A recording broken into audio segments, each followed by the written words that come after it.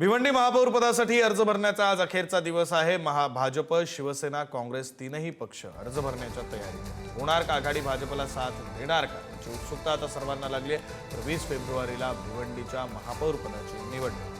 मागील महिनाभरापासून भिवंडी महापालिका महापौर पदाची निवडणूक लांबणीवर पडली होती आणि त्यामुळे अनेक चर्चांना उधाण आलं होतं। त्यातच सर्वच राजकीय पक्षांमध्ये महापौर पदासाठी रस्सीखेच आणि आकड्यांची जुळवाजुळव सुरू आहे। त्यामुळे महापौर पदाची निवडणूक जाहीर झाल्यानं नेमकी कोणाच्या गळ्यात महापौर पदाची माळ पडते ते 20 फेब्रुवारीला जाहीर होईल।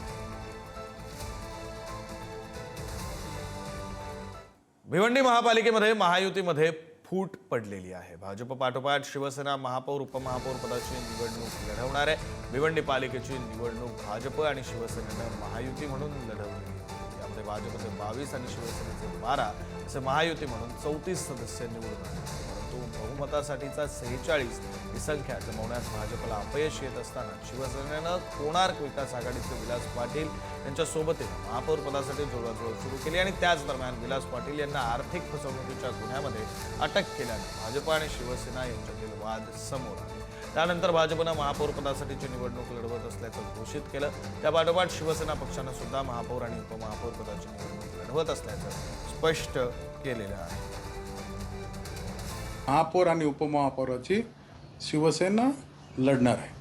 महापौरासाठीचा पक्षाचा जो आदेश जो येईल त्या आदेशानुसार उद्याना महापौर आणि उपमहापौराचे दोन्ही जे अर्ज जे आहेत ते भरले जातील। त्यांच्याबरोबर पण बोलणं झालं, त्यांनाही सांगितलं का प्रयत्न तर दोघांकडनं होत होते, परंतु अंतिम त्याच्यातनं काही मार्ग निघालेला नाही। त्याच्यामुळं ते त्यांच्या पद्धतीने महापौर उपमहापौराची निवडणूक लढतील।